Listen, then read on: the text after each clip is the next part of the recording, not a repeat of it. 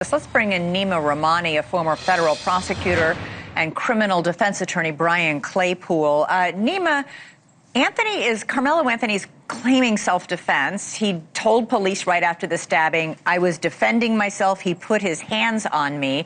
Witnesses that day did tell police that Metcalf did try to physically force Anthony to leave the tented area. But is that enough for self-defense for a stabbing murder? Elizabeth, I don't think so. Self-defense, especially deadly force, has to be reasonable and proportionate. So really the question here is it this perfect self-defense or imperfect self-defense? Perfect self-defense, if you're at imminent risk of death or serious bodily injury and you use deadly force and it's reasonable, you get a walk, you get an acquittal.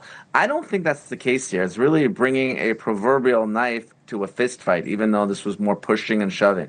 I think there's the possibility that they end up with imperfect self-defense. So if Karmelo Anthony genuinely but unreasonably believed that he was at that imminent risk and he stabbed Metcalf as a result, that reduces murder to manslaughter under Texas state law and most other states as well. I think maybe that's where the jury may end up at best for the defense, but I think otherwise you're looking at homicide. Brian, Texas does have a stand your ground law. Would it apply here at a track meet in a school tent? Yeah, hey, Elizabeth, nice to be back with you. I don't think. I think Neema's spot on. In order to prove self-defense, you have to have a reasonable belief of an imminent threat, and then the amount of force that is used here has to be proportionate, as Neema said.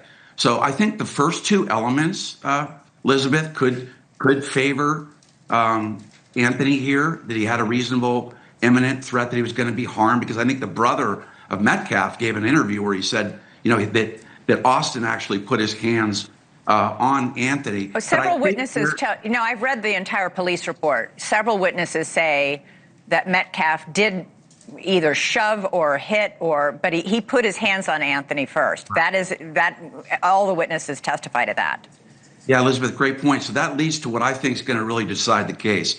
That the amount of force that Anthony uses has to be proportionate, right? What does that mean? You can't bring a knife to a fist fight. Yeah, why pull a knife? Why do you even have a knife on you at a school track meet? That's the point, and I think that leads to another point I want to make. There is no way Anthony gets an acquittal in this case unless he's testified. He's got to get up on that stand, talk to that jury, tell them that he was fearing for his life and he had to use a knife. That said, I agree. I really think this is a manslaughter case. I think for first-degree murder, I think prosecutors are overcharging, and I really think this boils down to a reckless killing of another human being. Neama, the lawyers for Karmelo Anthony said in their opening statement that both Metcalf and his twin brother surrounded Karmelo Anthony as he sat on the bleacher. One was in front of him, one just behind him as they were confronting him. Remember, this is a track meet. The high school that the brothers went to had a tent that was all the kids were sheltering from the rain in. Karmelo Anthony's son, high school, did not have a tent. So he was, we assume, in the tent trying to also get shelter from the rain. And they said, you got to get out. Both Metcalf and his brother are big guys. They're star linebackers for their high school football team, 200 pounds, according to one report. Would that have felt threatening enough to Karmelo Anthony to have two really large guys surrounding him like this? I think it's a good fact for the defense. Certainly, you have 2-on-1. You have a significant size difference. Again, I don't think it's enough to pull out a knife and stab someone, but it's certainly something that the defense is going to push aggressively. The initial force, the two individuals, the apparent threat, right? That's all goes to his state of mind. He reacts quickly. Again, I'm not saying I agree with it, but I'm telling you what the defense is going to argue to that all-white jury, of course, that this was a split-second decision. It was 2-on-1. There was some pushing and shoving, and he was a lot smaller.